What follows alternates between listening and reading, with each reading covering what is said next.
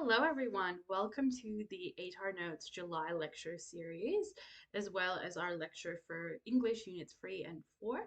My name is Sunny. I'm really excited to be delivering this lecture to you all today, and I hope that you find it really helpful in preparation for exams. So on these slides, you can just see some resources that 8R Notes has to offer, so feel free to take a look. But let's jump right into the lecture. So I want to start off by introducing myself. As I mentioned, my name is Sunny. I completed VCE in 2021 with an ATAR of 96.70.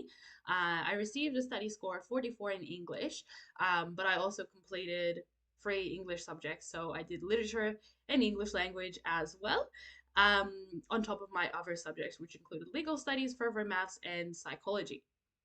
And I'm currently in my last year of completing a Bachelor of Paramedicine degree at Monash University. So let's reposition and take a look at the layout of Unit 3 and Unit 4 for you guys in English, as well as what's going to be on your exam. So a lot of what you study is also your part of one of your 3 exam tasks. So you do 2 text response essays, one in Unit 3, one in Unit 4. One of those text response essays, you can choose which text you want it to be on. You can actually decide, but you will also have a text response essay as your section A on the exam. Creating text, you do in Unit 3. So you need to be constantly revising this because this is the new section B of the exam. In Unit 4, you also do analyzing argument and presenting argument, which is your oral. And these are two both very closely interrelated tasks. But ultimately, you have an analyzing argument essay that you have to do as section C of your exam as well. So it's really important you study for all 3 types of essays throughout the year. I recommend doing an essay, especially at this time of the year, really doing an essay every single week. And mixing up based on which exam section. So one week I might do a text response, another week I might do an analyzing argument essay, or if I'm particularly weak in any one of these 3, I spend a bit more time and I write maybe even a couple essays every week to feedback and keep improving and figure out what could be changed and what could improve. So actively work on all 3 sections, always at this stage of the year under time conditions. So on the exam, you have 60 minutes per written response. So giving yourself that maximum of 60 minutes to handwrite, and then you must complete it during that time. Mark yourself, feedback yourself. You can use past examiners' reports to see feedback points as well about what students do well and do not well, and what to get for a high scoring response. And practice rewriting essays as well, based on the feedback that you get from your teacher, or from self-marking, to really ensure that improvement. Because you can write a lot, but if you don't feedback yourself and work on your areas of weakness, nothing will really improve. So this is very, very important. Amazing. So today we're looking at a lot of things. The first part is presenting argument. You can also follow along on this bottom bar here and see exactly where we're up to. So we'll look at our oral task first, then argument analysis. And there's a bigger section on this time than previous lectures because it's part of your Unit 4. So we'll be spending quite a bit of time on argument analysis. There's the little section on audio-visual argument analysis as well, which has been added to the study design. And then text response and creating text, we'll be doing a bit of a revision on that as well.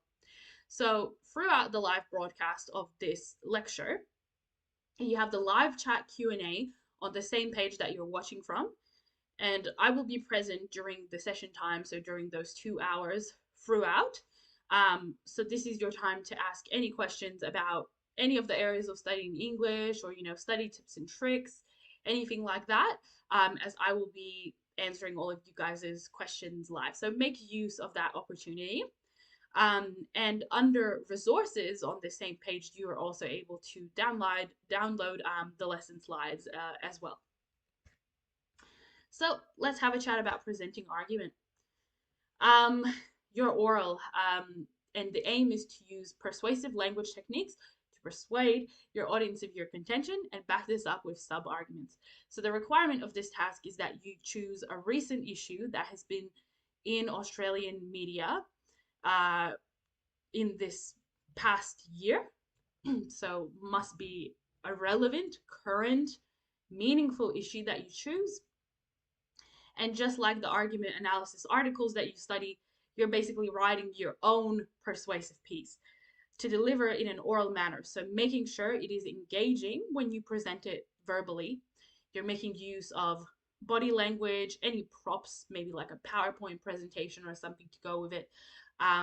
And also planning your vocal effects, such as your pauses, intonations, changes in tone, stress, all of those things as well to get those high marks.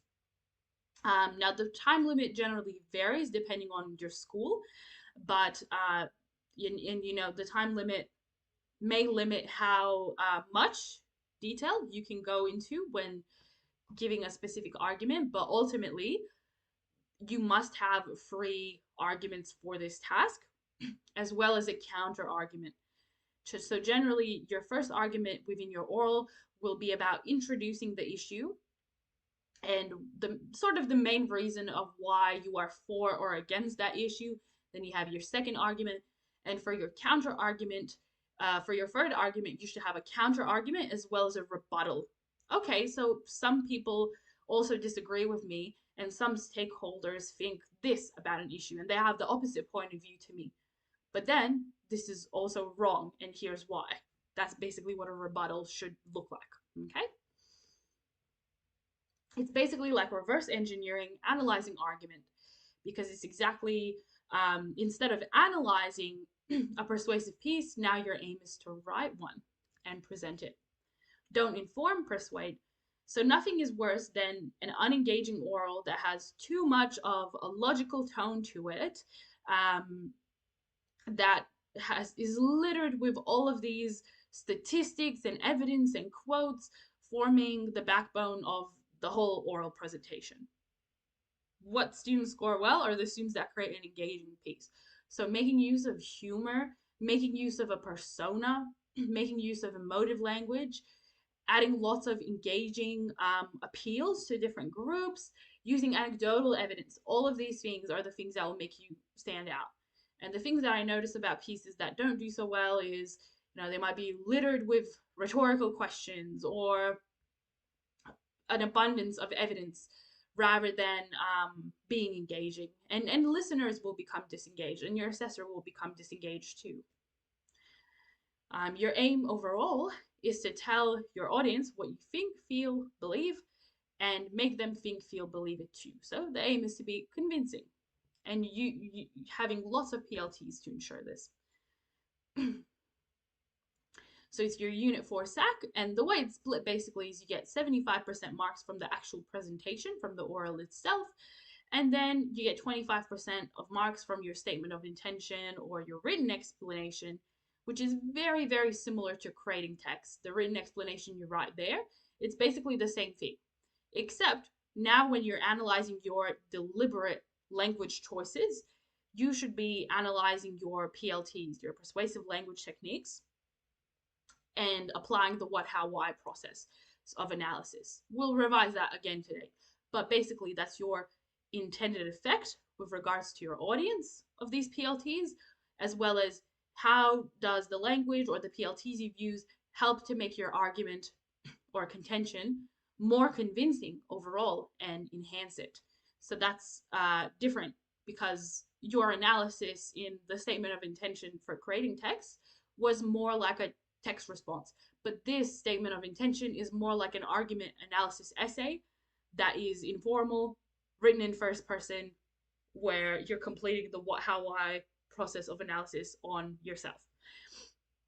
Time restrictions vary, generally 5 to 6 minutes. So you do need to time yourself when you have your final draft and how long it takes you to deliver.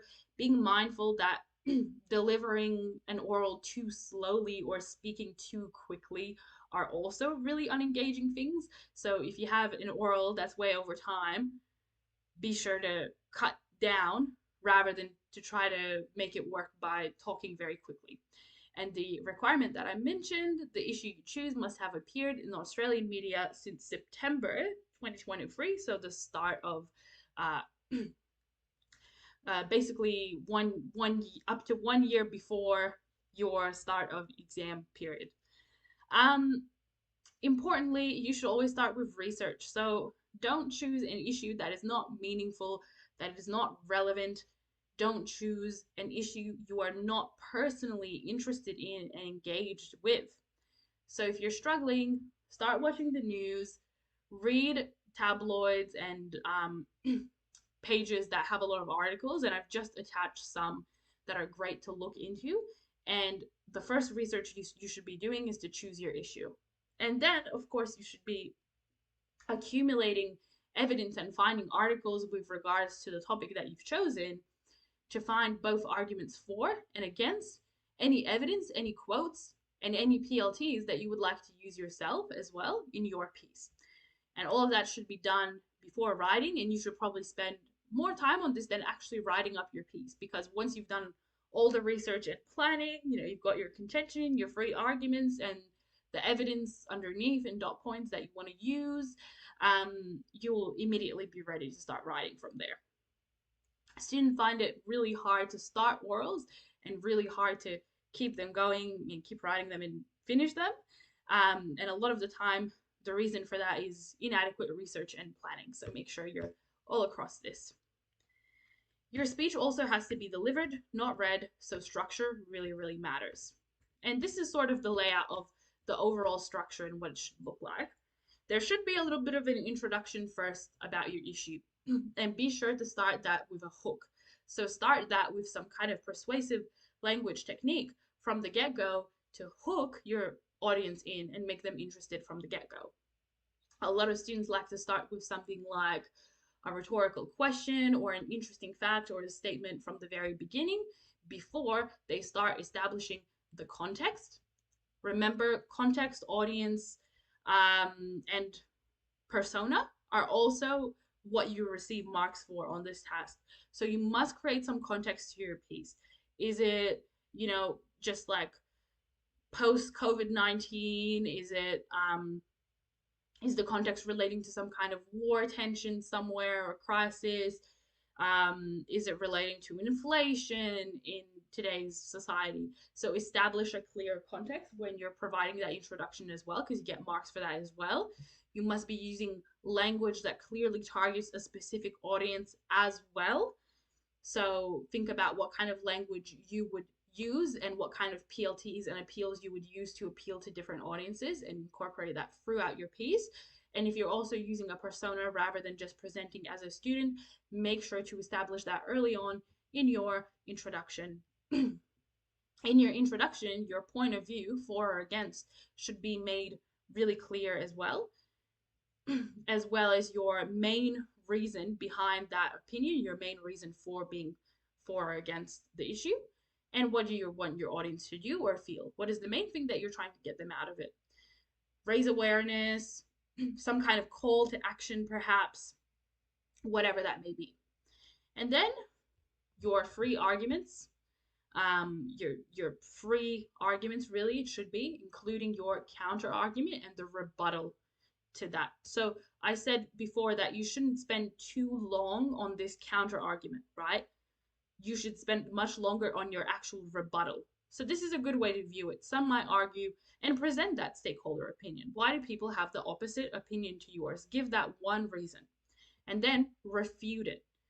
However, this is incorrect because, and then you start most of your third argument is relating to your rebuttal, and it's not about the counter argument, okay? You shouldn't spend heaps of time on this counter argument because that is not your main position. So if you do, that's going to create an inconsistency in your oral.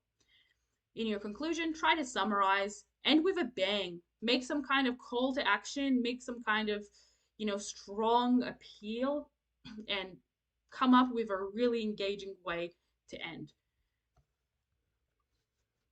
So a plan to a speech could look something like this. I stress the importance of planning before you actually write. So obviously this is not a current issue, but this is a really good example. If you think about current issues again, I told you about some pages you can go to, but or watching the news. There are lots of current issues. I think some engaging ones are the cost of living and housing crisis, um, artificial intelligence, ChatGPT, um, war tensions and current wars is a bit too controversial. I would actually abstain from it. Um, Crime rates increasing, risk of international spread of disease and fears of emerging diseases. There's lots of different topics ongoingly. Just choose something you're engaged with. So this is what a plan could look like. For instance, my contention is that the Australian government must implement a sugar tax. So I have a perspective for the issue. My argument one, I wanted to introduce that current health measures such as the health star rating, the voluntary codes of conduct and marketing are inadequate to reduce sugar consumption. For my second argument, I will go into the fact that taxation revenue can be used on recreational and health related infrastructure such as hospitals, which could create more jobs. So the sugar tax would have an economic benefit to it. And then for my rebuttal, I might go into the fact that some argue that taxing sugar will have detrimental impacts on the sugar industry, but that this will encourage companies to create healthier food products. So you can clearly see both my counter argument and my rebuttal there. I would also add my evidence and a little dot point plan as to how I'm going to approach each and every single one of the arguments and how they're going to structure chronologically before I write them as well. Okay, now talking about some techniques. So starting with a hook, we said starting with a hook means starting with some kind of persuasive language technique. So let's have a look at this one. Consider this. An Australian Muslim woman of 2 is deeply in love with the Victorian town her family feels lucky to call home. But after she clicks on a Facebook page titled Stop the Mosque in Bendigo and is met with a torrent of anti-Islamic rhetoric and even personal threats, she begins to question the community she thought had embraced her family. So this is a great hook to start with. So consider this. That phrase is a cliche. It's a generalized saying. Be careful with them because if you don't do them effectively, they can diminish the quality of your piece. But in this case, this was effective. And also the fact that we started with an example. This is not anecdotal evidence because it's not about the author themselves, but an example, storytelling, right? And there's lots of also imagery embedded within this start. Okay, so that's a great hook. Having a look at another one. African Americans line the streets of their communities with their hands up as they beg cops not to shoot. As the movement started in the wake of Trayvon Martin's death, still echoes in their hearts.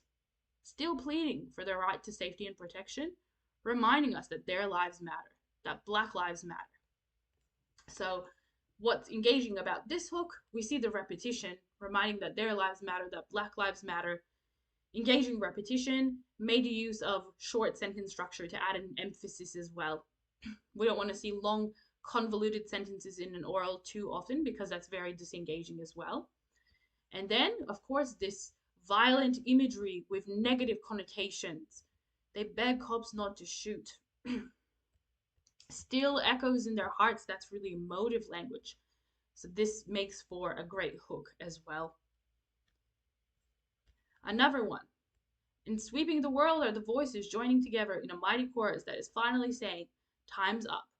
That the ages of men like Harvey Weinstein hiding behind their fame are long gone. That the world must be a better place for #MeToo. Again, imagery, emotive language has been used, sweeping the world, and then repetition, that the ages, that the world creates that engaging start. There's another one here that you can have a look at and read. But I think everyone should get the idea.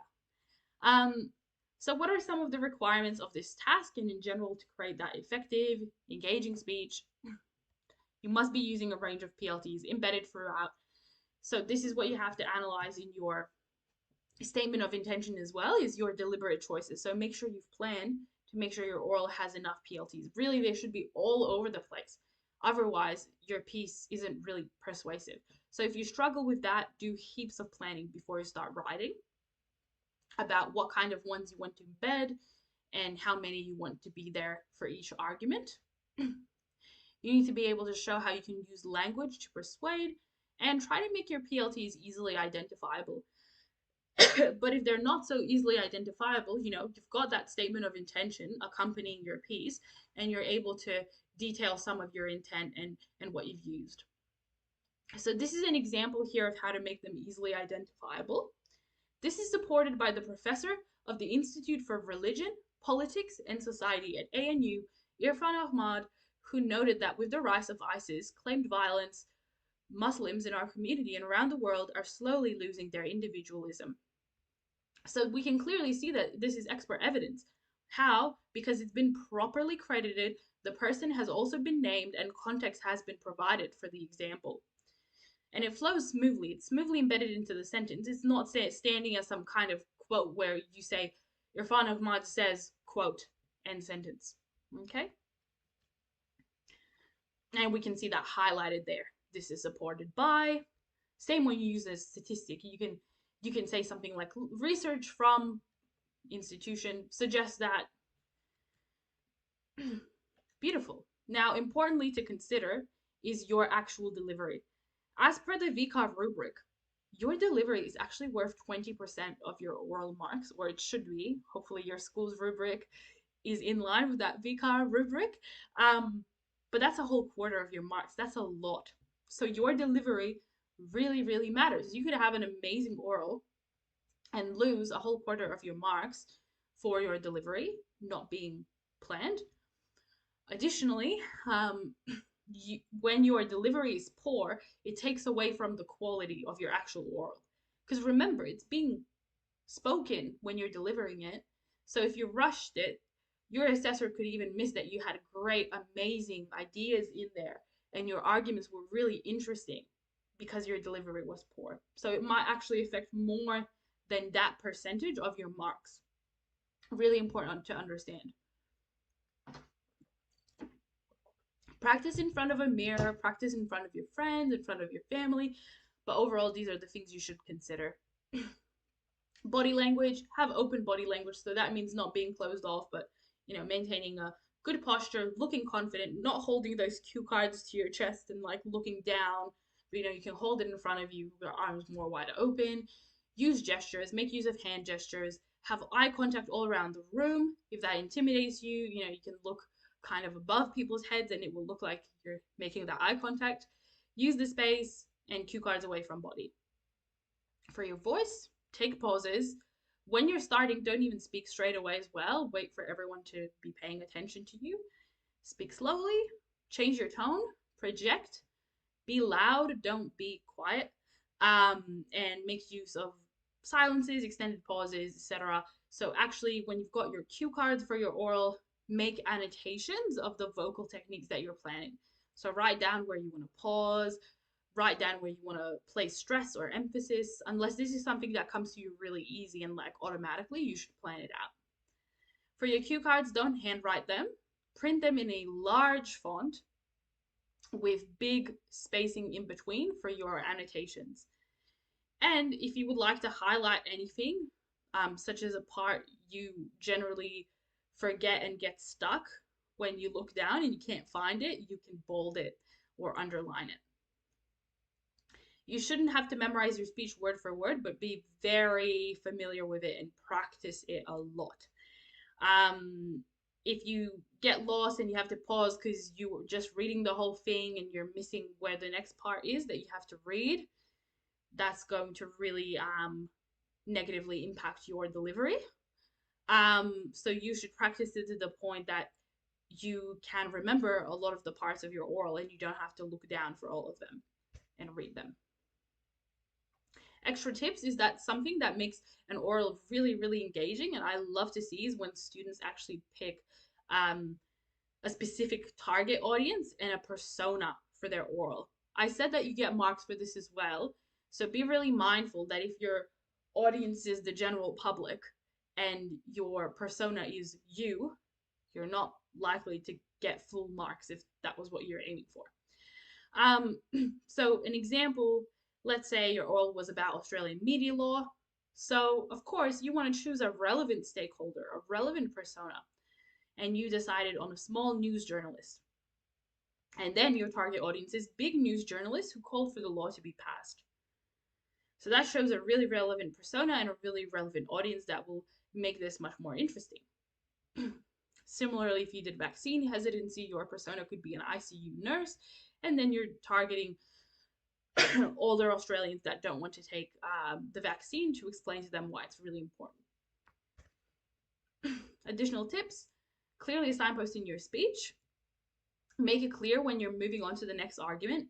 In general, every single time you're moving on to the next argument, you should really have a pause and lower your intonation when you're getting to the end of the idea before you start the next one, to clearly indicate that the next thing that you're going to say is going to be the next argument. And it's okay to use some signpost as long as you don't overuse it. You know, you can say things like furthermore, additionally, just like you would in an essay. And you could use bookending instead of a hook. This is where you start with an idea, and it's like the first sentence or first thing you bring up in your oral, but then you finish your oral with an extension of that idea. So that could be, for instance, you tell one half of a story and you don't finish it, your whole oral goes on, and as part of your conclusion and your closing, you finish that story and provide a sort of summary of why it's important. So that's just an alternative to a hook if you really struggle to start and finish an oral and you can't think of a way to make it engaging. Now, your statement of intention for your oral, again, really similar to creating text. And obviously, we looked at this FLAPC format for the first paragraph when we looked at creating text in April's lecture. So hopefully you're familiar, but if not, it's very clearly laid out if you didn't attend that. So your first paragraph should cover all of your big ideas with regards to your oral that are on your statement of intention rubric. So you start with form. So for instance, I have chosen to write a persuasive speech titled, the title of your oral, about what your issue is about. Then you go into language, and you mention some of your main language choices. So you identify what persona you took on and why. So were you a student? Were you an office worker, a parent, whatever it was? You should also identify your register and why you chose that register. And you should also identify the main tone of your piece, just like you do in an argument analysis essay, and explain for what effect you wanted to use that tone or why you chose that tone as well. Then go to your audience, define your intended audience, and you can either have a quick sentence about how you use language to target that audience specifically, what kind of maybe appeals you used, for instance, to appeal to that audience specifically, or why you chose that intended audience specifically. Then your purpose, which is your message or your ultimate takeaway, should be defined, which should be, to raise awareness, to propose some kind of solution, to do some kind of call to action, but make that really very specific, okay? And then context, the issue should be placed into context. We said there's marks for this as well. I'm not saying that should go last. That can be introduced together with form in this first big paragraph, or that can just be littered and be made clear throughout your statement of intention.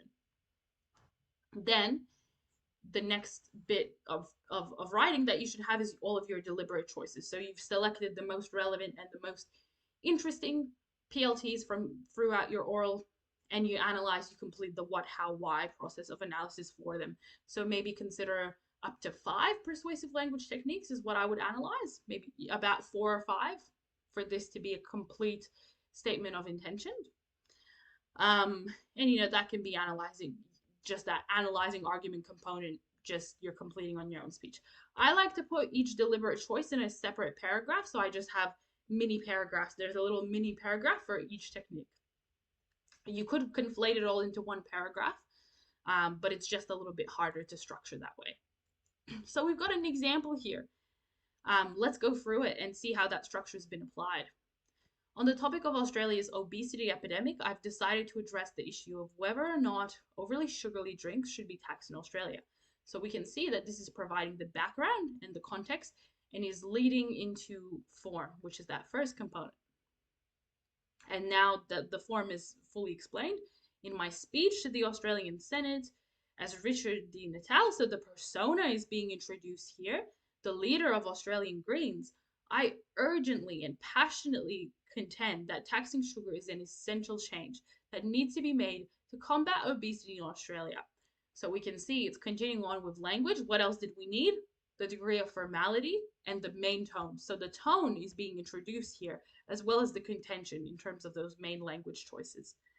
I chose to adopt the persona of Richard D. Natal as he's a passionate advocate for a tax on sugar in Australia, explaining why that persona was chosen.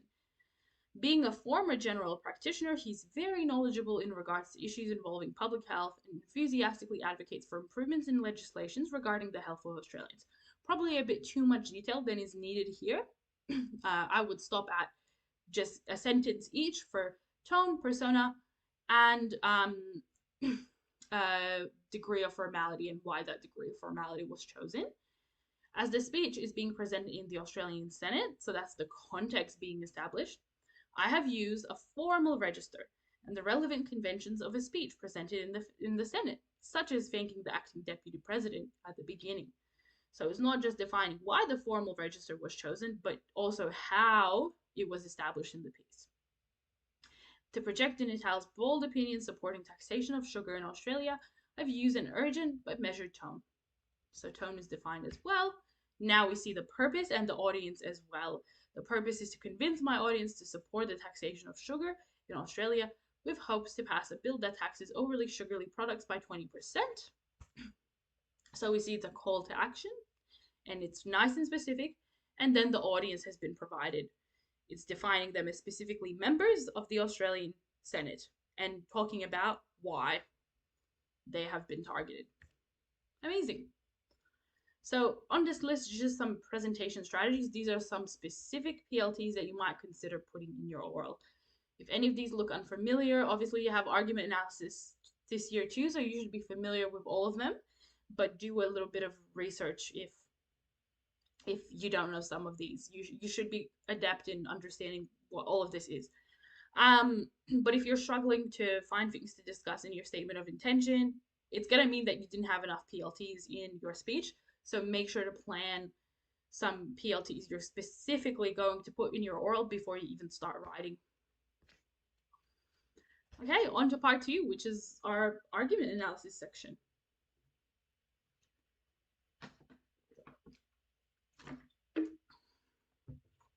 So going to the criteria for your argument analysis task and what you're going to be marked on. First of all, your comprehension of material and contention. So the very first hurdle of this task is understanding what the author thinks, feels, believes, and wants to happen. Okay?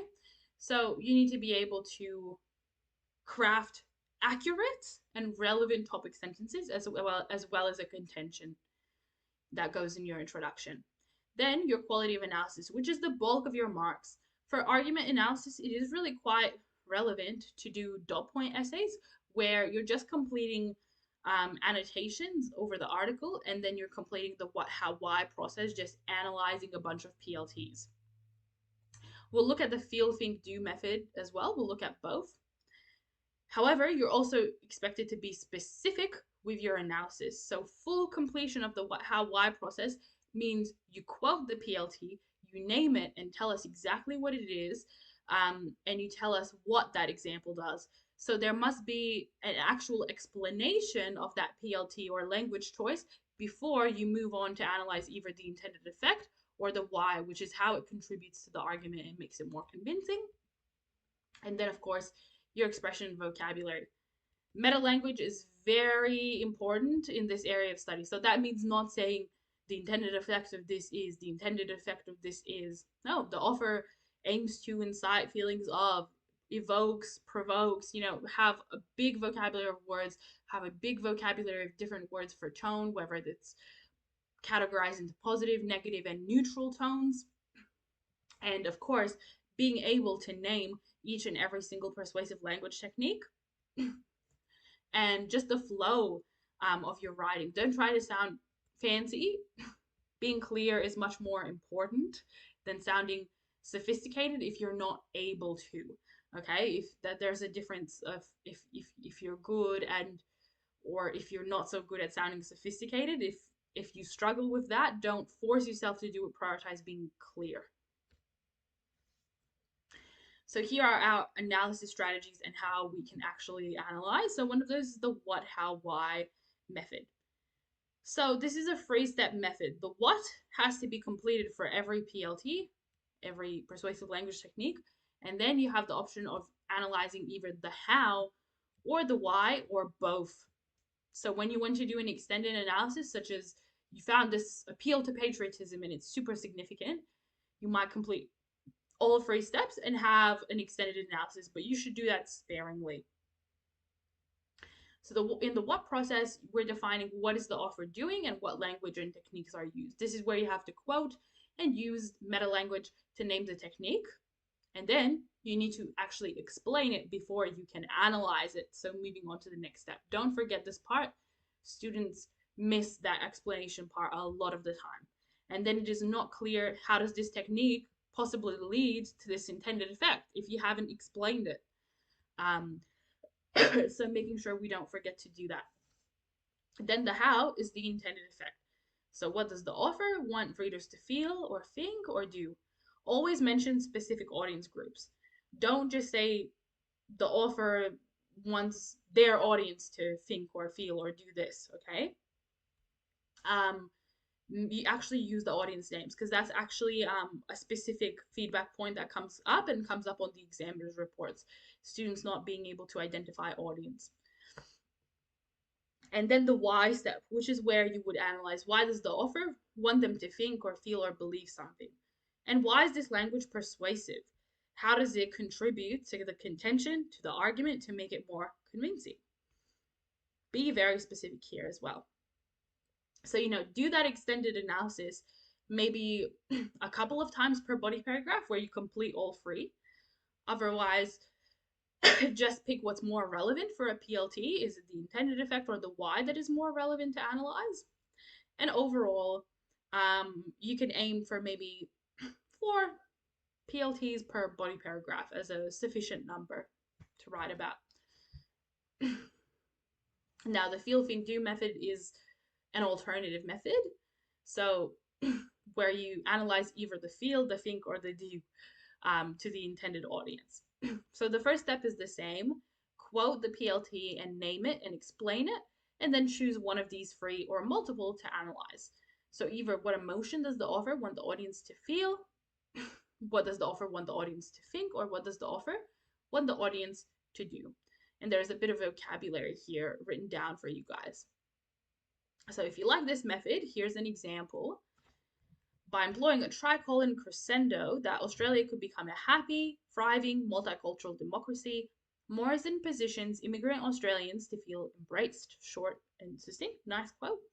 They're less likely to believe that Morrison is respectful, which is the think, and therefore place more trust in him as an authority figure, which is an analysis of the do. I believe this method doesn't work for a lot of PLTs and evidence. This is something you might use as an additional strategy on top of the what, how, why, but I believe this method is what all students should be sticking to. Okay. Now, how to enhance your marks. It's not just through the quality of your analysis and doing heaps of it and getting better and better at it, but it's also about being selective with your PLTs for each body paragraph and each argument. So don't just look for the obvious PLTs like rhetorical questions, statistical evidence, expert opinion, anecdotes. Find the subtle ones as well. Discuss connotations, discuss appeals, discuss sarcasm, irony, humor to get those high marks. Obviously, though, it should be a balance. So sometimes those simple PLTs, a lot of the time, those simple PLTs are very, very important too. So I would try to have the simple ones that are essential to the argument and that I can have a strong analysis for. And then the other half, I would make sure in my body paragraph are subtle PLTs that are being analyzed. Look at the structure of the sentence or paragraph, use of specific words, etc. Go above just, the textbook ones. Look for things like metaphors, symbols, alliteration, anything else that sticks out and could be relevant. Don't forget tone and tonal shifts. Tonal shift is an expectation that you find and analyze on the exam if you want to get high marks, and there usually will be one or two sustained tonal shifts in an argument analysis article that you should find, name, and analyze. As well as connotative analysis is an expectation.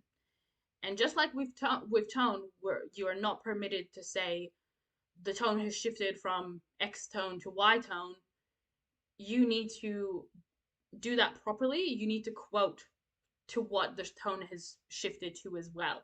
You don't just identify from what tone to what kind of tone it's shifted, but you need to find some descriptive or emotive language to quote with that to indicate the tonal shift.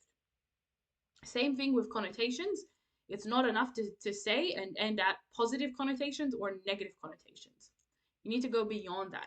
So the positive connotations contained in quote are associated with, and then you need to provide, if you're saying negative, so what connotations, what imagery does it raise in someone's mind when they're reading the article with that quote or that piece of information. So when you say something is positive or negative connotations, you actually need to describe what kind of connotations it incites in someone's mind as they read that. So looking at an example of here of trying to find subtle PLTs, the Darling is suffering from record low flows, fish deaths, and algal blooms. So a mid-scoring student might just say that there's listing here for those low flows, fish deaths, and algal blooms. That's quite relevant too, but let's make it more complex. There's jargon of low flows and algal blooms, but there's also imagery. And even more importantly, there's connotations attached to suffering. There's negative connotations. And there's also personification. They're making the Darling, which is just a body of water, sound like it's alive because it's suffering. So those would be more valuable to analyze than just that listing we spotted at the beginning. Okay, so now we actually apply our process of analysis. Looking at a letter to the editor, we will try to complete the what, how, why process of analysis. Okay, so let's read it together first. This is about COVID, but it's still like highly relevant. This example is itself is very, very good. So, letter to the editor, stop the fear mongering so we can build confidence. I'm 53 and, like many people, hesitated about getting the jab because the risks seem to outweigh the benefits in a COVID-free community. Like many, when the latest outbreak occurred in Victoria, I had my doctor talk sense into me and got myself in for my first vaccination. There was a lot of information, but I trusted the advice we were being given. I'm 11 days post-jab and am still staying vigilant for any side effects. Now I read that the threshold has moved, and those under 60 are advised to ask for the Pfizer vaccine. What is someone like me supposed to feel? In this whole process, I feel as though we know too little, too much. We need to stop fear-mongering and build confidence if we are to have any hope of achieving herd immunity. And then the person signed off there. So a great planning or practice task you could do, obviously I'd recommend doing this with a bigger article, was just to complete the what, how, why process of analysis on an article based on dot points. So kind of writing a dot point essay. But we will look at this being applied for a few different PLTs just so you can have a revision of exactly how you do the process of analysis. So this has the feel, think, do here. So this is more focusing around intended effect, but it's really similar to the process of analysis we do for the what, how, why. So you can modify that. So number one, we'll take the personal anecdote, or you could also say that's where she's trying to build rapport. I'm 53, like many people, hesitated about getting the jab. The audience for this statement is older Australians who are currently skeptical about getting the AstraZeneca vaccine. How does that make them feel? By creating a personal anecdote and talking about herself and how she fits into the issue, she's allowing the audience to feel more heard, validated, and understood, and a sense of companionship. That's what that word means. With the audience that might be in a similar boat. She also aims to make them think. This is kind of like the why process of analysis, this component. Think that vaccine hesitancy is quite widespread in the Australian community, and they're not alone in feeling this way. It's okay to doubt it, it's okay to second guess it and feel worried. What does she make them want to do? To instill more trust in herself as someone who understands people's stance. So you can see the benefit of doing a really extended analysis like this, because you will have so many ideas and you'll practice becoming a quick thinker in argument analysis. And also, if you have so many ideas, students, that's exactly what students struggle with a lot of the time. Students are not creative enough in their argument analysis essays, and I often see with my students as well, they'll have this really significant amount of repetition of the same ideas in their essay and struggle to come up with anything new to say or valuable ideas. So practice doing detailed dot point analyses like this. It not also helps to mitigate that and fix that issue, but it also helps you to practice being selective. So if I apply the whole process of analysis, which one of these ideas is the best and the one that I want to put in my essay? Well, probably the think for this one, as well as the fact that she aims to instill more trust, is the ones that I would mention. Looking at another example, rhetorical question: what is someone like me supposed to feel? Again, definitely targeting older Australians. People that also thought it was safe to take the AstraZeneca vaccine and there wouldn't be any side effects. And how's that going to make them feel? Well, betrayed, skeptical, and doubtful of their decisions, and especially the government. It's going to make them think that their vaccine hesitancy is justified because there's constant fluxes or changes in health advice that the government provides. And it's going to, in terms of what it makes them do, well, it makes them stop blaming themselves or their doctors for their vaccine hesitancy and instead feel as though they should blame the government. And here we see an ellipsis, so that's why we see that triple dot. And also a juxtaposition. In this whole process, I feel as though we know too little, too much. So the contradicting statement, the juxtaposition, is in too little, too much. This one is super implicit. This is definitely a subtle PLT that I would try to analyze for a high scoring response if I was writing an argument analysis like body paragraph on this letter to the editor. The audience here is different. It's actually the politicians who are responsible for delivering public health advice. She's trying to make them feel ashamed and guilty because they spread all of this misinformation about the vaccine being safe and then they change that information. It's trying to make them think that they've caused immense distress, which is emphasized by the ellipses. That would be a pause if this was being delivered verbally. To the Australian public by constantly changing the health advice. And it's trying to make them, in terms of reflect on the impact that their fickle public communication has actually had on Australians and the harm it has caused. Amazing. So hopefully that gives a great example for everyone. We're also going to take a look at that introduction structure and visual analysis as well.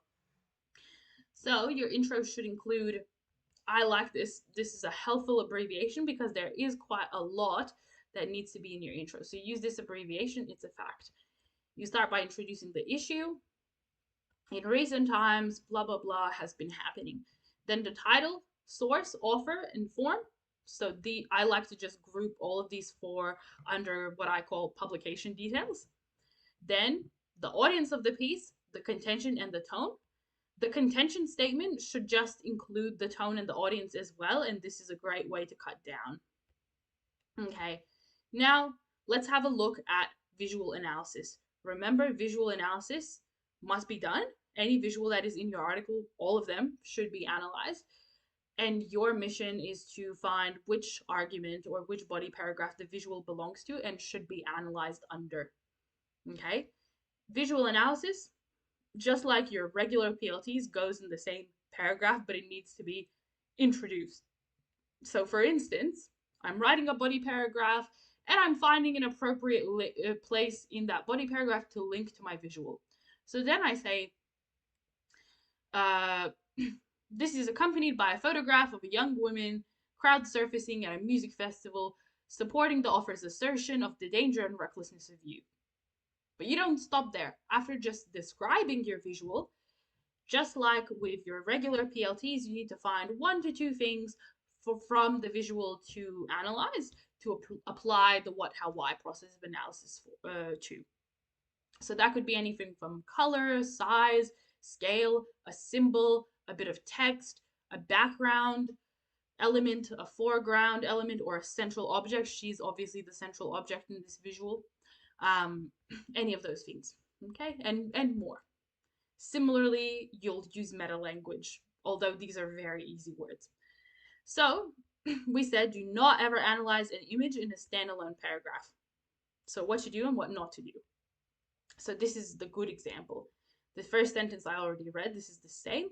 This assertion of teen recklessness is bolstered by the prominent photograph showing a young woman crowd surfacing at a music festival. Please note that you need to state the visual type. So this is a photograph in this case, but it could be a drawing, a comic, a caricature, a cartoon, anything. So it needs to be named as well. And then you describe what can you see in the visual overall. On to the next part, which is analyzing 1 to 2 things from the visual that you think are relevant. The carefree nature and danger involved in the image may position the parental audience to consider the recklessness of youth in such environments, and therefore question the viability of pill testing in mitigating risk to young people's health. As such, this exacerbated concern may promote a dissociation from the government's policy and its purported harm minimization, thereby generating support against it. Moreover, this is strengthened by the use of, this is getting very long, but this is indicating that there would be another technique from the visual that this is aiming to analyze. Now, the second one shows you that the image is trying to have its own paragraph of analysis, and it's almost like its own argument, which is not the case. You must link visual analysis within the appropriate body paragraph that you think the visual is part of the argument for. Okay? So this is exactly what I described. First, you need to find a link between the written and visual material. So there should be a PLT that you can discuss and analyze, and the idea within that PLT relates closely to your visual. So immediately after that analysis, you're going to go on and say, there is also an embedded image of blah, blah, blah, and start analyzing that visual. So these are the steps describing what the visual is literally depicting. If you find that confusing, just consider foreground, what you see at the front, central element, and background. If any of those or more than one of those is relevant, that's exactly what you should be describing in this short little sentence. And then you analyze that symbolic meaning of the visual, completing the what, how, why process of analysis for specific visual elements, 1 or 2 maximum. And then discuss how it adds to or detracts from the writer's argument. You don't need to do this separately, okay? This can just be part of your analysis, that what, how, why process. But it does need to be made clear. So we're looking at an example here, okay? This is called the Pokey's problem, a deafening silence in the face of untold harm. Okay, so looking at this one, we'll head into the analysis straight away. Feel free to pause and read this yourself. I just don't want to waste that time. But really wanting you to see that the visual, the meaning, it's important to look at it together with the text because that adds more meaning or shifts the meaning into something else. So first of all, the very title has a significant PLT there. A deafening silence in the face of untold harm. This is that dot point analysis I was talking about that it's important to do. So this is an oxymoron, which is a figure of speech with contradictory words. Silence cannot be deafening, so that's how it's an oxymoron. Intended effect is it encourages the audience to consider the oxymoron within the context of the title and the issue it is highlighting. That's not particularly interesting to us, but importantly, it shows that the silence to the issue is problematic or unjust. The fact that there is no government response to the gambling problem. And then the next relevant PLT, my story, like many others, is devastating and life-changing. So this appeals to a majority, showing that this issue with gambling is more common in the community than people think. It posits the reader to conceive the grandiosity of the issue, the fact that it's a huge problem. And why? By framing the issue as large, the reaction to address it might be strengthened, or at least we hope that it would. Now here we see a listing of all those devastating consequences to the offer. The listing helps to evoke sympathy for the offer and others like him or her, in hopes that they would be more sympathetic to their suffering and the issue, and thus be more inclined to heed to the offer's solutions. So it's hopefully aiming to mitigate prejudice that people may have against people who gamble. Firstly, by showing that this is a really common issue, and then, of course, by showing that the consequences are devastating. So we should instead have empathy and want to help people rather than judge them for being involved in gambling. Okay. Now we see that there has been exclusive language that has been used. The general public reading this will wonder why we persist.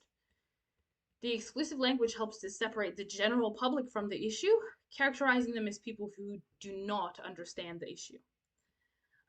This aims to encourage the critical reader to acquaint themselves with the issue, seeking to understand the author's perspective and be a little bit more sympathetic. That's quite similar to my analysis prior, right? But we had this chat with you guys previously about how it's important to be selective when you're doing your detailed plans and dot point analysis at first. Try to find everything and then analyze everything and then choose what's best, so that as you practice this further and further on, you'll start being able to just do this in your head without having to write it all out and think about it. So a very valuable exercise. Okay, moving through. Poker machines are a drug. Of course, they're not actually a drug, so this is a metaphor. This helps to elicit negative connotations of drugs, the harm they cause, and the sheer dependency they create. Why is the author doing this? To really show that there must be a serious response.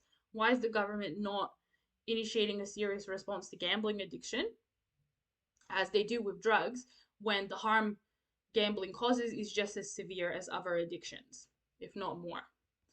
The mind-altering effects are devastating. It repeats devastating from earlier in the text, like not in this paragraph, but in a previous paragraph. So we could say that this is a bookend, or you could just refer to this as negative connotations, or emotive language. Again, helps to compound seriousness, sympathy for the author, and the response needed. Now here, our governments invest untold effort into awareness of life preservation. This is a dichotomy because they invest so much effort into preserving life, but not into gambling. So this helps to compound the severity of the issue and position the reader to consider that the government is not doing enough and want them to provoke more action from government. Now, hyperbole is present here, and exaggeration. When you look at the road toll, a drunk, underage, unlicensed driver in a V8 Commodore with ball tires on a wet Friday night is probably safer than a patron sitting at a poker machine for hours on end. So hopefully we can see exactly how that is an exaggeration. That's a really drastic example.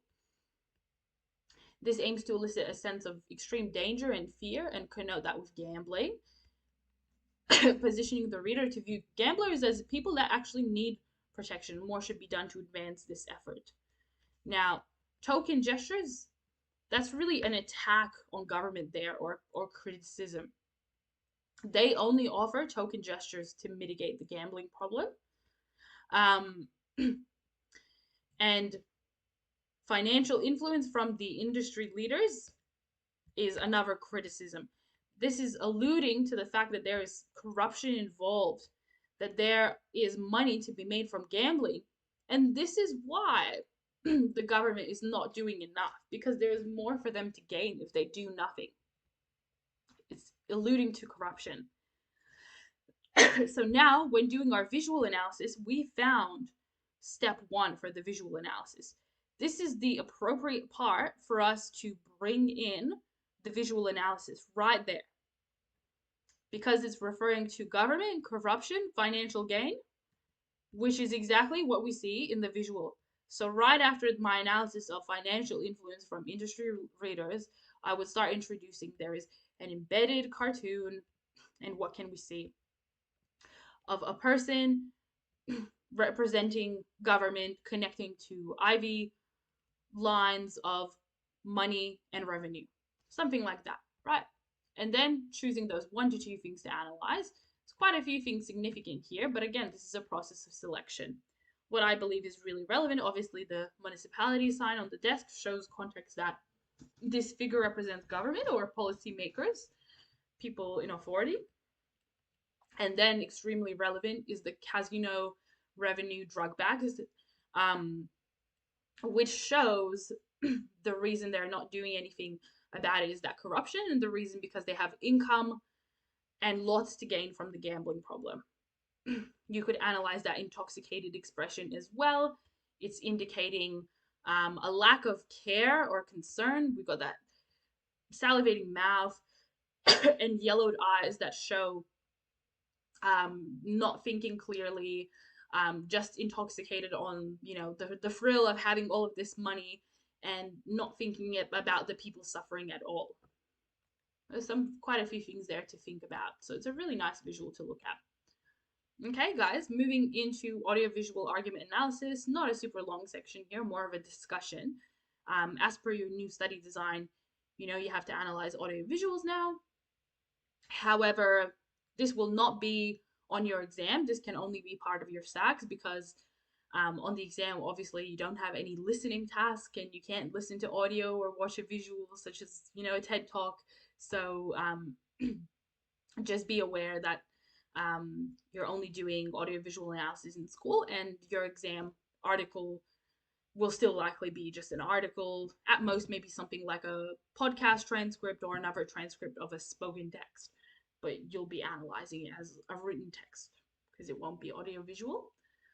So first of all, what are your audio materials? So commonly you might be looking at things like a TED Talk in school, an excerpt from a podcast, some kind of sound clip or recording of a book or a story or a film, a debate on a topic, a Q&A segment, TV advertisement, could be almost anything. It's any kind of persuasive material that you actually have to view and listen to rather than just read. So audiovisual material is a little bit harder to work with because you have to use active listening to decipher the contentions, argument, and PLTs. And if you're not provided with a transcript of your audiovisual, you might actually have to write everything down as you're listening. Additionally, you have to analyze vocal techniques and you have to analyze any props or visual elements as well as body language as part of your argument analysis task, not just the PLTs alone.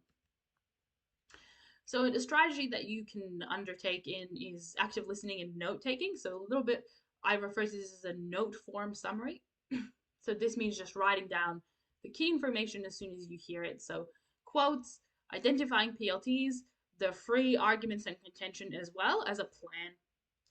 But then when you have a complete plan, all of your evidence and arguments is noted down, it will be easier to write the whole essay on an audiovisual. So this is what that could look like. This is just a pretty standard plan, but obviously it's really important to have a plan like this that you can just fill in when you've got an audio-visual text. Obviously, it's too difficult if you don't have a transcript, and especially you really need to make sure you're writing down your body language, your vocal techniques. So was there stress there? Was there a raised or lowered intonation there? A pause or an extended pause? You need to be writing all of that down. If you won't have unlimited access to the audio-visual text and be able to see it and watch it and listen to it as many times as you'd like, but you actually have a limit, so then unavoidably must go under your PLTs. Now I also say to students, if your text is audio-visual, to be reflective of the text type, I would aim for a 50-50 balance in my analysis. So about 50% should just be my the same PLTs as you would see in a written text, and then the other 50% can be your body language, any visual element that's relevant or you can see, and vocal techniques. So let's have a look at an example plan of this plan being used. This is in regards to a TED Talk from Khan Academy about online learning. So let's say we adopted the plan, and this is the quick version of the plan. So argument one was that online interactive learning should become the standard as it experienced significant support and is the preference of most students nowadays. The PLTs we noted down that we want to analyze include statistical evidence, anecdote, repetition, humor, and we see they've all been quoted. For argument two, online interactive learning is more convenient for both students and teachers or tutors alike. And again, the techniques have been noted down with quotes. For argument three, we noted down that movements to enforce wider use of interactive learning have already begun, but further action has to be taken in order to ensure that these beneficial changes are enforced at a national level. Again, techniques have been noted down with quotes. You can write the contention before you write your arguments, but some students like to write the contention last after they know what each argument is. So the contention has been written out as well. Khan contends that traditional models of in-classroom teaching are tedious and less effective. We should consider flipping the traditional classroom script to allow for online and interactive learning. And then, of course, you would apply the what, how, why process of analysis as you usually do. So for the statistical evidence, we have 1 million students a month using the site, watching on the order of 100 to 200,000 videos a day. This encourages the audience to consider that online interactive learning must be an effective teaching method if it's gained so much traction. So this is our intended effect. And then the why, reinforcing the idea that the methods utilized for learning should reflect modern day preferences of students, teachers, and their families. There's an anecdote that's been analyzed. I was in Boston and I was tutoring my cousins remotely. Again, the how intends to position the audience to feel that Khan is not only a successful business owner, but also an innovative individual who was concerned with the quality of available education methods. Thus, Khan confirms that there were no ulterior motives such as financial gain behind his innovation. So that's analysis of the why. You can have a read through the other ones as well. So it's just your typical analysis, but what were we missing? The actual audiovisual elements. So what can you see in that video is other things you need to be thinking of. Body language, in my opinion, may not be as relevant. I would aim to analyze more vocal techniques, so changes in volume, stress, pace, intonation, rising or falling, those things I would pay more attention to, especially because your audiovisual analysis is stronger. Because if you're analyzing an audio technique, then inevitably you have to quote where that audio technique was used, such as quote where the stress was placed, and then you have to analyze both of those things. So it's almost like you're combining evidence and you're analyzing two things at once. You know, the PLT that stress was placed on, as well as the actual impact of placing emphatic stress on that on what was said. So that helps to elevate your audiovisual analysis and make it really, really, really high quality. Now, in terms of visual elements, if you do notice something relevant, some of those things could include facial expressions, hand gestures, hand movement while speaking, eye gaze, lack of eye contact or overwhelming eye contact, open or closed body language, use of the space and movement such as walking around, and body posture in general. So I've written down some of the general functions for you guys here that you can have a read through. But of course, this is just the general idea. But you need to apply it more specifically to that particular person, to that specific audiovisual piece of material. Now, more importantly, those audio elements that I said are more relevant, potentially more important.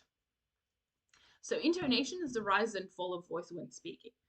So rising intonation is what I did just now, and falling intonation you usually use when you end a sentence. Also did just now, okay? So using that appropriate meta language, you should be able to identify those in a text. Volume, obviously louder or quieter. Pace, speaking quicker or slower. Usually a faster pace helps to create this frantic feeling or frustrated feeling, and that slower pace can place a lot of emphasis on an idea. Pausing, include short pauses and long pauses. Stress, we know that's when we place emphasis on a certain word or syllable. And tone, but the difference in an audiovisual is you can actually hear the tone. Okay, looking at an exemplar audiovisual analysis. So if you'd like to, you can obviously search this video up on YouTube. This is only from a couple of months ago. Kate Middleton is a member of the royal family. The issue, this is from the Today News, and they're kind of like a news talk, a little bit trashy. They're just talking about the speculation surrounding Kate Middleton's health. She had a surgery. She was very secretive about it. Now she's been spotted in public for the first time. So they're wondering what's been going on. So let's have a look at this audiovisual analysis. The Today Show's guest, Russell Myers, suggests that the public should respect Kate Middleton's privacy and support her recovery, rather than seeking out information about her condition. So, as per usual, you should write your normal topic sentence presenting the argument. In this case, obviously, this is just a one body paragraph thing. So, this is almost like a contention rather than just a singular argument, okay? Notice what's different is like we've mentioned where this is coming from, the Today Show. And there's actually more than one speaker. There's the host and then there's the guest. But the guest talks for the majority of the time. So he's being attributed as the author pretty much of this. We're not saying author, but we're referring to him primarily throughout the piece and even in the topic sentence as well to help make that clear. The host of the Today Show opened the conversation by stating that there's been so much speculation, so many theories surrounding Kate Middleton's health, so we've completed the what. This exaggeration, naming the PLT, serves the function of entertaining viewers of the show and getting them engaged in the issue by emphasizing the controversy surrounding her condition. So we're analyzing this function of entertainment, and you can see that that's a little bit different than an analysis we'd expect just from a usual article. So you can see that there's some other things you can do and ideas you can come up with audio visuals, even just when considering their form and the type of audiovisual. There's an analysis here of a visual element. Background video footage is also utilized to display Kate smiling and in good health, contrasting this with footage of the hospital where she undertook her surgery, which contributes to audience's sense of worry and speculation as to her current condition. So you've got an example of the visual analysis here, basically in that video if you go and watch it. It's a big contrast, footage of her happy and smiling and then footage of the hospital where she had the surgery. The show's guest, Russell Myers, provides his opinion in response to the issue by raising a rhetorical question. Why haven't we seen Kate then? Contradicting himself by suggesting that she was seen on Monday, resting and recuperating. Now, this has been underlined because there is an emphatic stress placed here too, so we have a vocal technique. Notice what I mentioned. Vocal techniques are best to analyze in an audiovisual because it's two birds with one stone, right? We identified that there's a stress and we've identified that there's a rhetorical question too, and we analyze both of those. So this is raised to highlight the importance of Kate being able to maintain her privacy while she's recovering, hoping to alert the public to the notion that they've been excessively interested in her activities and public appearances, despite her taking some needed time to herself. And this continues, so the rhetorical question was analyzed, and now the stress is being analyzed. The emphatic stress placed on she was seen highlights that Kate is indeed alive and well, and that there's no need for these rumors and speculation.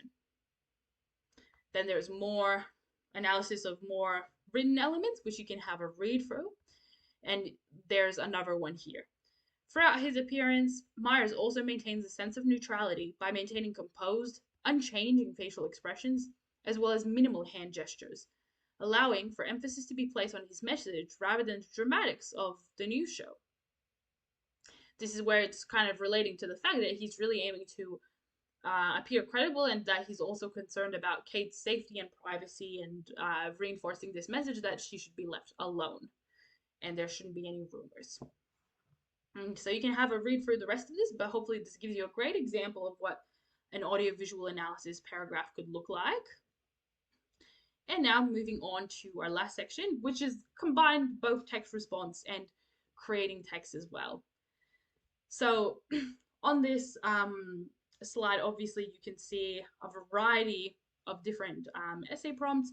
So basically, this is just indicating step one, pick an essay prompt. We're just doing a short little text response revision. There will be more focus of it in the next ATAR Notes lecture series on text response again.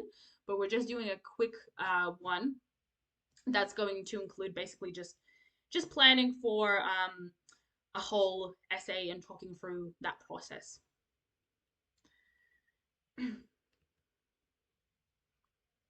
And there's more prompt on this one.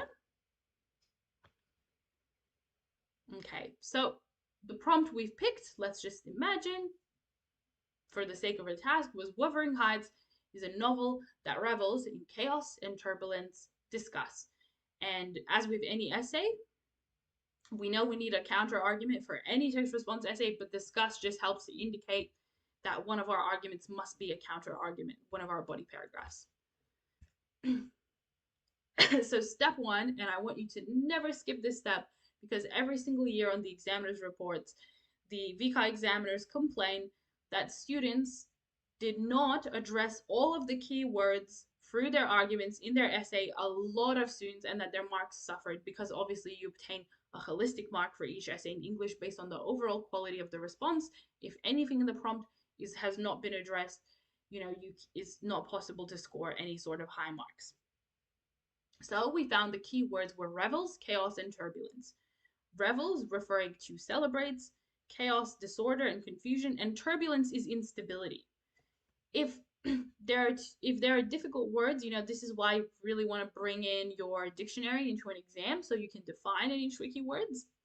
But similarly, terms that appear together and sound slightly similar, they generally still have slightly different connotations and they cannot be conflated and treated as the same term with the same meaning. So I would aim to have a body paragraph, an argument about chaos, and one about turbulence as well, because instability versus disorder are two completely different ideas. And this is how assessors try to differentiate students, because the high scoring students won't miss this, will understand that these are two separate ideas, but the low scoring students might conflate chaos and turbulence, treat them as the same thing, and all of their arguments are about chaos. There's no turbulence or instability really addressed separately. Now we need to decide on our opinion. So, you'd be considering, do you agree that this is a novel that revels in chaos and turbulence? We're thinking not really. So we're trying to find ways to challenge the prompt. So we're thinking, does it celebrate the chaos? Are there times where disturbance is commiserated? And are there moments where the novel is not chaotic or turbulent? So choose your main perspective and come up with a counter argument as well. So we know you cannot completely agree or completely disagree with an essay prompt because you must have a counter argument. You cannot be neutral as well because then you don't have any opinion that you're providing.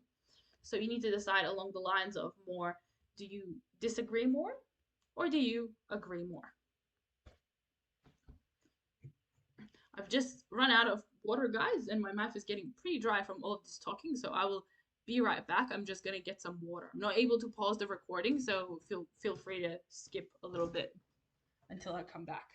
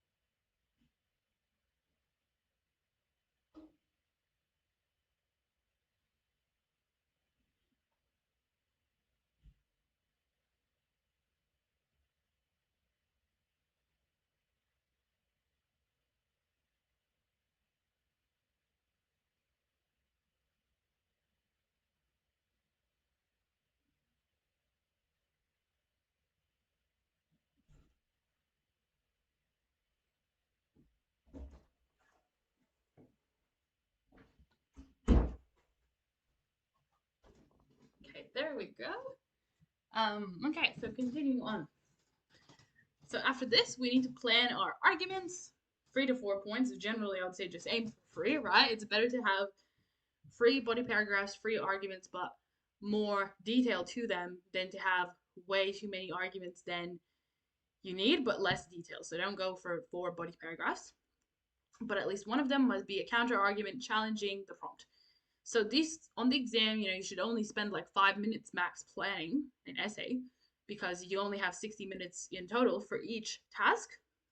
So you need to get really adept at doing detailed plans now so that you can actually not write complete topic sentences, but have the skill to just use these kind of like dot points with some evidence underneath for your plan and then turn them into proper topic sentences when you're actually just already writing the essay when you get to that point. So at first we jot down dot points, but for the sake of imagining that this is a detailed plan, we will turn them into proper topic sentences. I just would not do that on the exam so as to not waste a bunch of time. I would keep my ideas as dot points and then turn them into topic sentences. So some of those ideas for our arguments were that Catherine and Heathcliff's love is chaotic, that even harmless or moral characters can be violent and turbulent, that supernatural elements create turbulence, and that chaos goes away at the end of the book because of the characters Cavi and Hareton. So we're thinking more character based at this stage.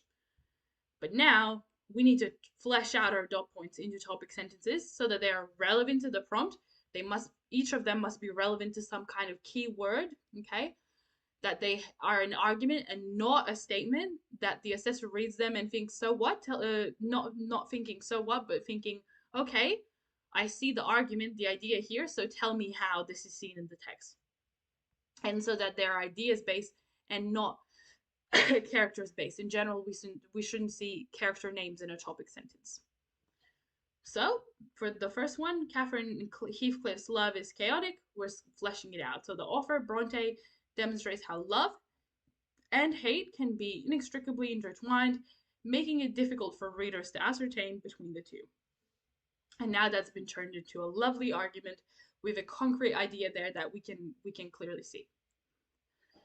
Even harmless or moral characters can be violent and turbulent, so this is addressing the other keyword, turbulence.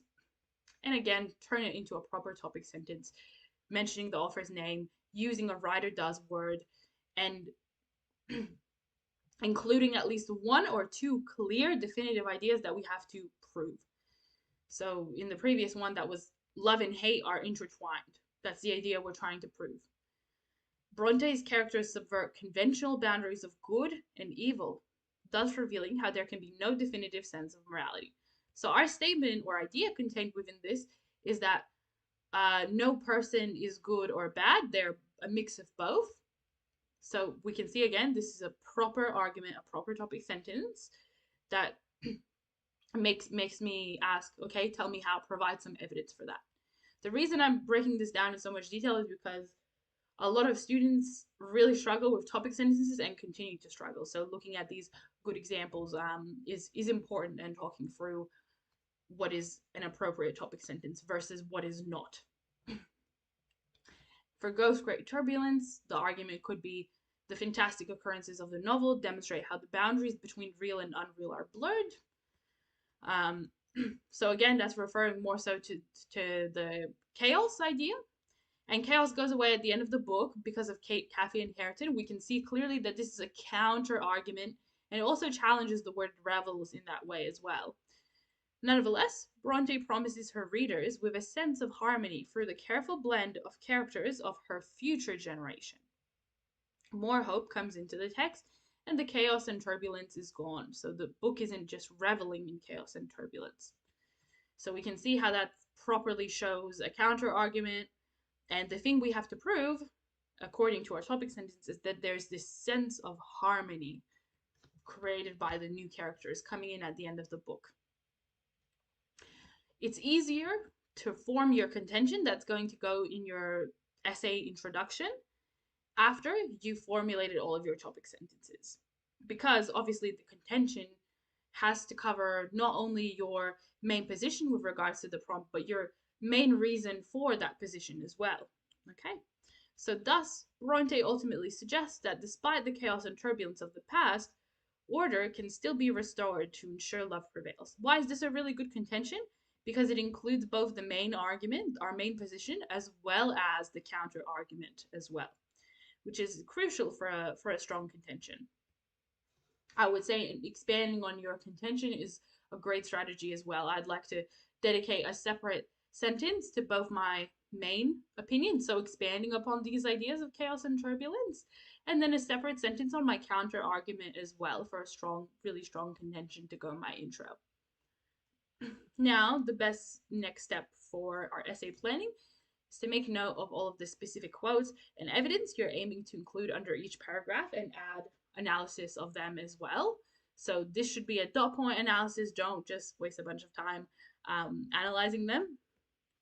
So let's look for the love and hate can be inextricably intertwined argument. We've noted some of the evidence that we want to use. And now we include a little bit of analysis. Heathcliff quote, this is where Bronte reveals that they construct identities in terms of each other. Kathy describes the union as of little visible delight, but necessary, one that degrades her. That's already been embedded nicely to go into a sentence in the essay. This demonstrates how their relationship is manifested by the need or reliance on each other as opposed to love. Because she doesn't actually feel good about it. It degrades her, little delight. And then where Hareton tells Kathy she's his murderer, and Kathy tells him, "You have killed me." This is where Bronte, the author, elucidates how lovers are gripped by a romantic rivalry that is almost sadistic.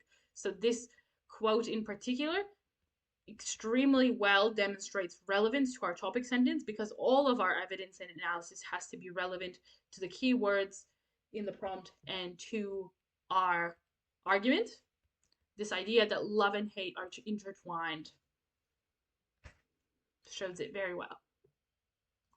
And then remembering that, if you're just working with a novel, you still must find some kind of language devices to analyze. So things like metaphors or symbols. If you're working with a different text type like a play, play-specific techniques. If you're working with a film, film techniques must be used. So with films in particular, I always say it's a 50-50 split between film techniques and just written evidence quotes.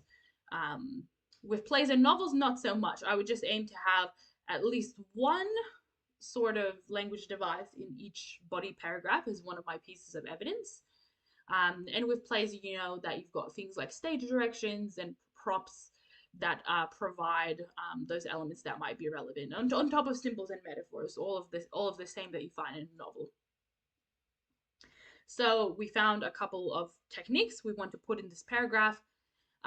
Kathy's ghost haunts Heathcliff. This is a symbol, the transcendent nature of love. It's even after death, because she has a willingness to torment him after death. Again, really relevant to our topic sentence and the idea of chaos. Heathcliff and Kathy's ghost roaming of moors shows a metaphorical rejection of heaven, that there's no good good or evil. It's a mix between the two. And then we see some views and values analysis here. So at least 2 times per body paragraph, you must go on to have an extended, detailed analysis in your text response essay if you want to score high marks. So views and values analysis, obviously analysis of the author's views and values. We introduce properly by using the author's last name as well as some kind of writer does verb or authorial intent verb. And then go into detail about what the author is saying about the world of the text or the world in general, or some kind of views and values, okay? Aim is at least 2 times per paragraph, because the bulk of your marks for a text response essay lies in actually having complex analysis. So we're doing the extended analysis for the symbol of Kathy's ghost haunting Heathcliff. And our views and values analysis here is that Bronte espouses how the finiteness of human nature, the fact that life, ends, can result in yearning for an eternal reality where people can become their complete selves. So that would be an example of views and values analysis. Okay, and then the next part of planning is stating what the author has as their ultimate view in terms of your arguments, and must be relevant to the prompt. So this is referring to your concluding sentences, because your concluding sentences, the last sentence of each body paragraph, must show the ultimate view in terms of your topic sentence of the author. It's a views and values as well to close, but it must be in relation to your topic sentence. Remembering to, April's lecture, the topic sentence and the concluding sentence are connected. The concluding sentence is like a views and values analysis of the topic sentence. That's the best way to explain it. So if our argument was Bronte demonstrates how love and hate can be inextricably intertwined, making it difficult for readers to ascertain between the two, our concluding sentence may be Bronte thus conveys that an inability to look beyond one's own needs and feelings is what can characterize romantic relationships as tumultuous and harmful. Tumultuous is just a synonym for chaos. That really shows to you your concluding sentence must be relevant to the prompt. So I can't write a concluding sentence just about relationships alone or the concept of love and hate. My concluding sentence must somehow connect to the idea that how and why Bronte thinks love can be chaotic or turbulent. So that would mean like feelings never stay the same, feelings change, people change type of thing. But we know we're not using this idea for relationships with this plan. We used it for a different idea. Okay, another example. Bronte's characters subvert conventional boundaries of good and evil, thus revealing how there can be no definitive sense of morality. And a concluding sentence may be, through demonstrating that even the most innocuous characters, innocent characters, as engaging in unethical behavior, not only does Bronte undermine Victorian England's rigid moral code, but also unveil how violent environment can ferment and poison a community's life. So this is showing more with regards to chaos. And what's really great about this views and values concluding sentence is that it links back to context, for which you also get some marks. So you need to make sure you're doing this every once in a while. And there's another one as well. You can have a look. And another one. Another thing to potentially plan is your conclusion. To help you draft it, look at your intro, your contention, because obviously you summarize that as well as the first part of your conclusion. And then revisit your concluding sentences for each paragraph and consolidate them further. Because the expectation with your conclusion is not that you repeat your contention the way you phrase it in your intro, but that you are able to state it in different words and expand and have new things and more complex things to say with regards to the prompt and the contention of your essay than you had in your intro or throughout your body paragraphs. And then the second part should be ending on a really strong, impactful views and values statement, as with any other paragraph. The last sentence of your intro, the last sentence of each body paragraph, and the last sentence of your conclusion should all be views and value statements. So looking at this example, in essence, Bronte provides readers with a world that is plagued by ambiguity. The boundaries between love and hate, good and evil, and the real and unreal are blurred, and the subversion of such boundaries encompass the chaos and turbulence of Wuthering Heights. So we see a beautiful, expanded contention here, and it's referring specifically to some of what the arguments or topic sentences were about. Love and hate, good and evil, real and unreal. This is why you look at your body paragraphs as well when you're writing your conclusion. It is only the love of the following generation that possesses a promise of certainty and allows for the novel to reach emotional completion, so referring to the counter argument, and then our views and values. In consequence, Bronte extols feeling and living in moderation and respecting the humanity of others to allow for a more harmonious and peaceful life. So her ultimate message, really impactful, bit of a mic drop statement that you want to end. Your conclusion will really stand out to your assessor because it's the last thing they'll read. So very important to make that as impactful as possible.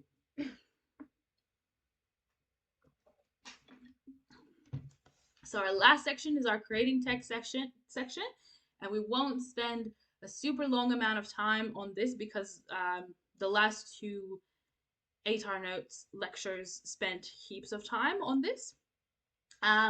Remember that this time around as well, if you didn't attend the creating text separate lectures for each framework last time, you should really register and make sure you attend because that's framework specific and really, really valuable. Otherwise, explaining it in a really general way because everyone is doing one of the 4 different frameworks is a bit too general. So I highly recommend those specific sessions. They're also run by me as well. Similarly, as we've done previously, looking at the criteria, what do you need to be able to do? You're obviously crafting a text. This is a creative, but you must show that you're developing meaningful ideas. So you must have a complex purpose, a complex message behind your piece. It must be incorporating your framework adequately, and we're going to revise some of the writing ideas that you could have. You must be creating a purposeful text for a specific context and audience. So context and audience must be really clear from your piece. You must be experimenting with vocabulary and text structures, so abiding by the genre conventions of the text type that you've chosen to write in. Example, if I'm writing a blog post, it should be littered with persuasive language techniques. If I'm writing a short story, imagery, metaphors, symbols, some kind of motive or recurring motive, things like that. There should be a clear, sustained, and individual voice, so a consistent tone and style of writing throughout. And the last one is more referring to your writing skill. So just quickly chatting through, and some of these things that I've already mentioned, a clear and stated purpose that should be complex. This message must be in relation to your framework. So if you're writing about country, the message, the overall ultimate message of your piece should be something with regards to country. It cannot be about something else or a different theme. And really, you should be doing a lot of planning.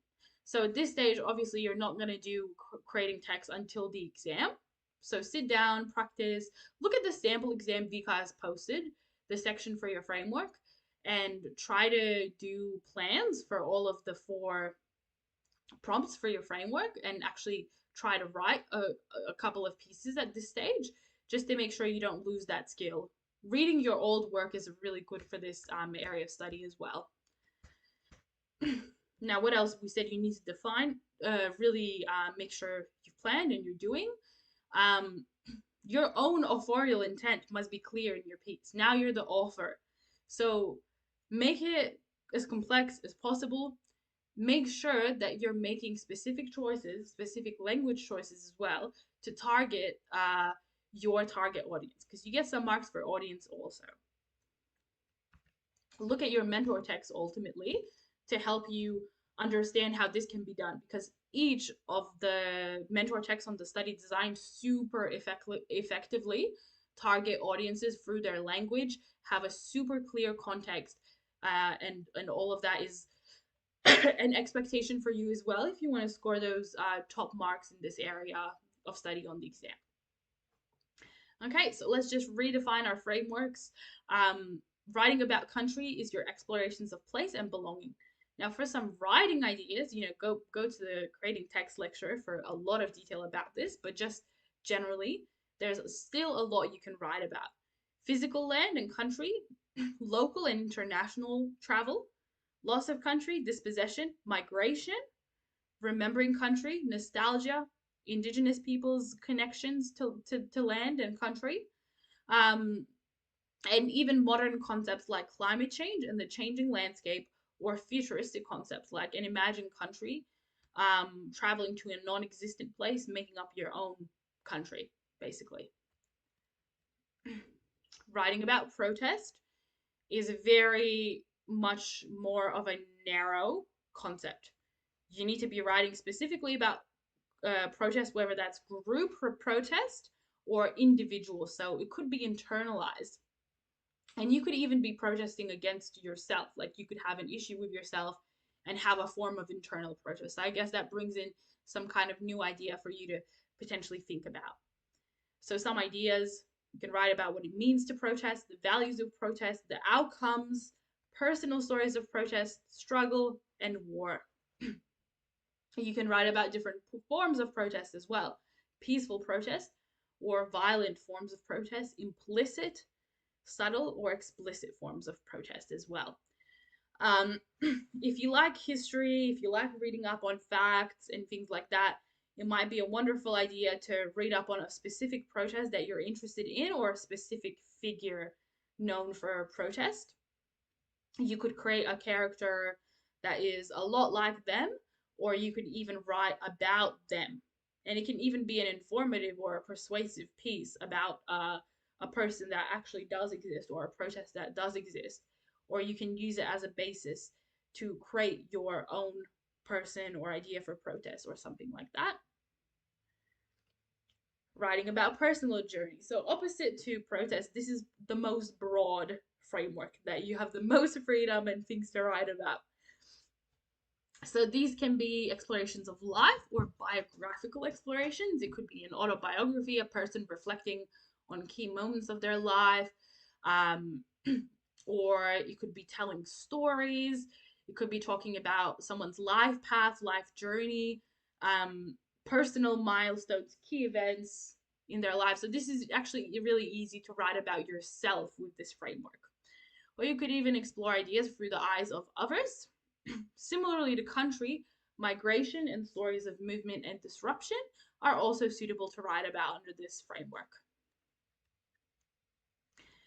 Now, writing about play is not just limited to childhood play. Yes, this is a more narrow framework again, but not as narrow as protest probably. So childhood play is definitely the key around this framework, and that will definitely be on the exam. But there are more ideas. So it includes all of your hobbies. So things like games, sport, acting, anything relating to imagination. So things like reading books, playing music, language, images, cultural aspects, even. And even the idea of uh, having downtime and time to play, how that shifts as an adult. So, relaxation, what you do with your free time, how a lack of work life balance compromises play. So, there's so many different things you can really write about here. And even things like concept like rule breaking.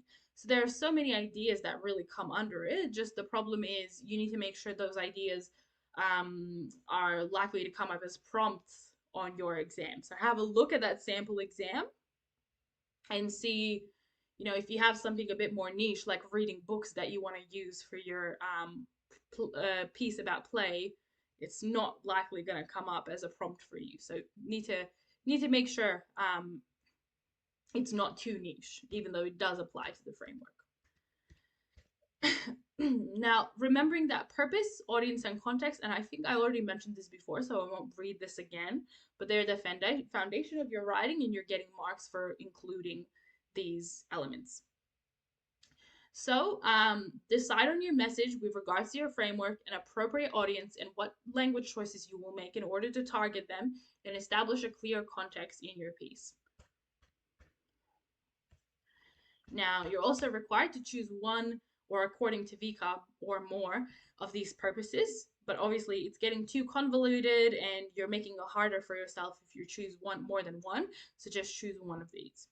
Are you trying to express, such as expressing feelings and experiences? Are you trying to explain? So this is more suitable for informative or persuasive pieces of writing. So really break down a concept or explain cause and effect, for instance. Are you trying to reflect? This would be wonderful, for example, for a biographical piece about personal journeys, or writing a memoir, or and even maybe something like an interview with someone talking about multiple aspects of their life. Or are you trying to argue? So this is specifically for your persuasive writing, blog post, article. You might be, some kind of podcast or something like that, that you might be choosing to argue. So all of these are different, but key to understand looking towards the exam is that you're expected to clearly show, and you won't be writing a reflective commentary on the exam. That's not part of it. So it must be clear from your writing which one of these four were you trying to achieve, or more than one, if you do want to do more than one. Um, I won't explain this, but you in that much detail. But context means your creative piece should clearly indicate some sort of context. It might be modern, but it can be just as broad as that. So, is your context, post COVID? Is your context sometime in the future? Is your context the backdrop of some kind of social or political issue, a clear political issue? Is it the context of global warming? Um, Establish a really clear context in your piece. Either way. And then audience, don't choose general Australian public. I know this is annoying, but you really need to try through your writing to target some very specific group, such as, are you targeting young people versus older groups of people, or a specific social group in society, or people affected by something specific, but you need to make that clear. That is an expectation of the assessment as well. So make sure it's not so general that it's just the general public. Okay, looking at a couple of examples I've attached, guys. I don't think we'll read the super long pieces because you've heard me read a lot of things today, and it's also likely quite boring for you. But you remember when I said that you can download the slides under resources. I just thought it really, really, really important for you to be able to have a couple of resources attached so you can actually read it and have some student pieces to look at. But the first thing we'll look at is an example of a prompt with regards to play, and then planning it and actually writing some pieces up. So we'll go through the plans, but the pieces are there for you to read. Have a think. They're actual student pieces. Have a think about what's good or bad about each piece, okay? So first one, with regards to play, we see this one is about travel, okay? So a key part of scoring good marks is appropriately applying your prompt. So you must write this piece about travel of some kind, okay? It's quite narrow. So in this plan, you can do a dot point like this, plan like this, just making sure you're covering all of the key elements that you need to tick off on the rubric. So the text type is going to be a blog post. The purpose or the message is going to be that travel can act as a form of play. So nice, we're making sure our message is in relation to the framework specifically, because it provides opportunities to unwind, explore different cultures and places, and expand our understanding of the world. We're also trying to show that there are different forms of travel that people can consider. It's not necessarily international, but it can be in the form of local and interstate travel as well. So that's what the piece will more center around. The specific audience that's been chosen is young adults, specifically uni students or future uni students considering taking a gap year to travel. So notice how nice and specific this audience should be. Context is modern, obviously this setting of taking a gap year, and the persona is going to be a uni student that has done a gap year. So all very relevant and thought out. Now you could do a dot point plan like this to help you actually write. So structure your writing. It is much easier to write and much easier to work with the time limit if you just dot point plan the order of everything and the ideas that you want to present and state and analyze and develop further. So for body paragraphs, we might start with hooks. So for instance, are you thinking of traveling or taking a gap year to travel? Something along those lines, a bit of a hook because this is a blog post. And then present some of the benefits of travel and make more connections to the play framework, talking about how it's important for relaxation, recovery, rejuvenation. Then different forms of travel would be introduced in this blog post. The fact that it's accessible, it doesn't have to be international. It can be in Australia as well. Anecdotal evidence about how the persona had no money but still wanted to travel, spent the year traveling Australia, living and driving around in a van, making more of a personal connection to the persona, and helping to create some language choices targeting the audience of people considering doing a gap year. Then engaging in fun aspects of their travel. So we're going to try to add some humor into this piece to make it more engaging.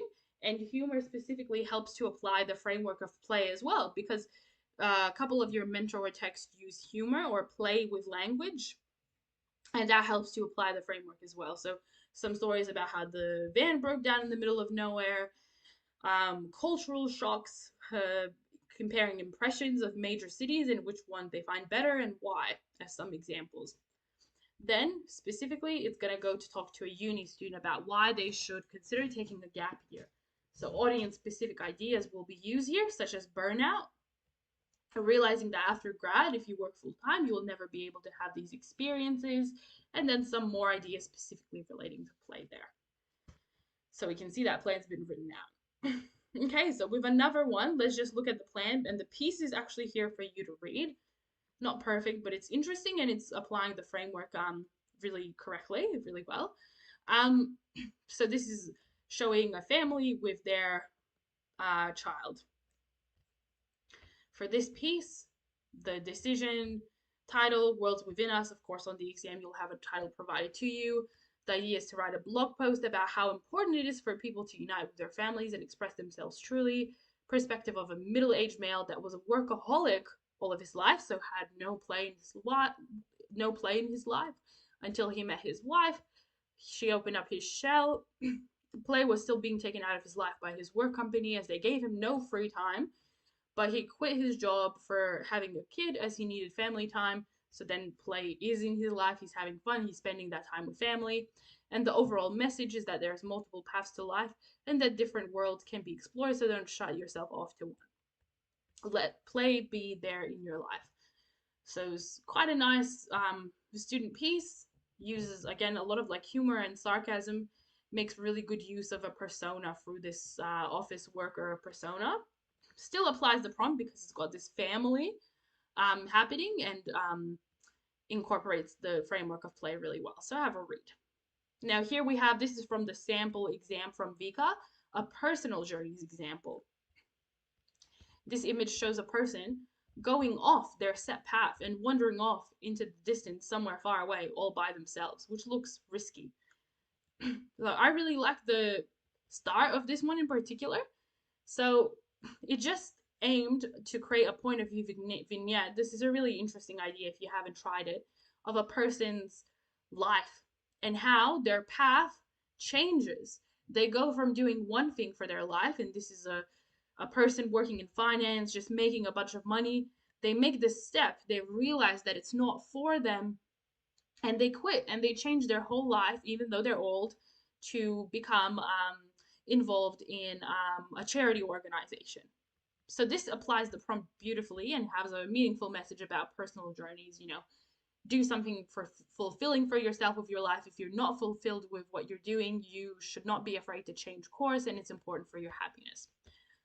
I also really like how the initial paragraph adopts the language of a child very well, and talks about all the different jobs and career pathways that this kid is interested in a really funny way. So feel free to have a look. Okay, and that's all for crafting text overall, guys. I hope you're getting a lot out of today's session. You'll take a read of those additional pieces I've attached for you as well. Just remembering that, you know, there are some great ideas that I've brought up today. At this stage of the year, try to write an essay every week focusing on a different area of study, so argument analysis, text response, and creating text. Practice writing under time conditions. If you struggle with that, initially try typing your essays with the same 60-minute time limit, and then switch to handwriting with that same time limit when you get a little bit better at that. And if you can't be bothered writing essays, making notes on your text response text, so quote collections that are organized by themes and characters with dot point analysis, is a great alternative. And writing dot point analyses, such as with the what, how, why process that we looked at, is another great alternative and additional thing that you can do. I hope you've really enjoyed today. Don't remember that you've got still a lot of time, but now is the time to start. So don't procrastinate if you want a high score in English. And best of luck for the rest of the year. And best of luck with English. And thank you for watching, everyone. Bye.